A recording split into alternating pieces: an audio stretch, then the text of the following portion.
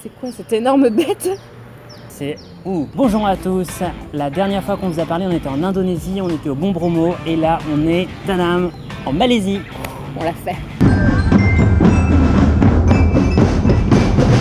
On est désolé de ne pas vous avoir fait une vidéo avant, mais en fait l'Indonésie ça a été un peu le rush. Les derniers 15 jours en fait on a fait que rouler sans se faire de pause parce qu'on était trop juste et on est sorti le dernier jour du visa, in extremis.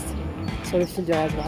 On a roulé dans à peu près toutes les conditions possibles et imaginables, sous la pluie, dans la boue, dans les bouchons. Enfin, on a vraiment tout testé. Maria a fait ses premiers pas dans la gadoue.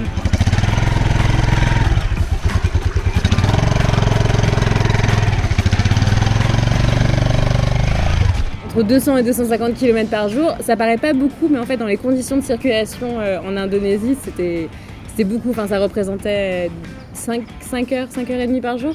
L'île de Java, ce qu'il faut savoir, c'est que c'est très peuplé. C'est l'une des îles les plus denses du monde. Je crois que la moyenne sur l'île, c'est plus de 1000 personnes au kilomètre carré. Et pour vous donner un ordre d'idée sur la capitale qui est Jakarta, je crois que c'est 14 000 personnes par kilomètre carré. Donc c'est absolument énorme. L'état de la route était assez compliqué. Il y avait des trous au milieu de la route, mais c'était même pas des trous, c'était plutôt des portails vers d'autres dimensions, quoi. T'as l'impression que si tu rentrais dedans, c'était fini, quoi. Ah bah c'est sûr que si tu rentrais dans le trou, tu ne ressortais pas. Donc Non, bah, si tu ressors, mais de l'autre côté de la terre. Les Indonésiens conduisent pas très vite, c'est un peu ce qui nous a sauvés, mais par contre, il fallait vraiment faire preuve d'une agilité hors pair. En tout cas, moi, en tant que débutante en moto, c'est hyper formateur. En plus d'éviter les trous, en plus d'éviter les gens, il faut aussi éviter les animaux qui traversent sans aucun respect pour rien. Il y avait des chèvres, il y avait des poules, il y avait des tortues. Oui, j'ai vu une tortue sur la route et un serpent. Le gros intérêt d'avoir pris les petites routes, c'est qu'en 2 semaines, on n'a pas vu un seul occidental. Les gens étaient hyper accueillants, 5 à 6 fois par jour, on nous demandait de prendre des selfies.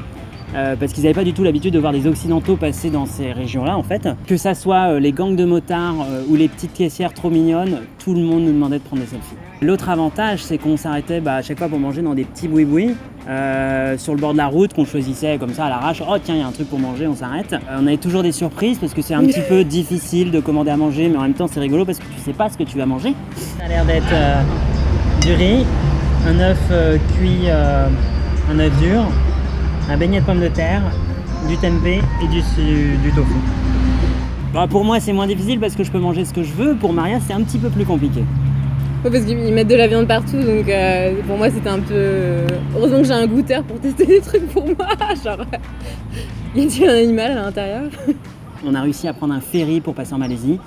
Ce ferry c'est un ferry que de passagers. Donc pour mettre les motos dessus, on a dû payer une taxe... sortie d'à peu près on ne sait pas où.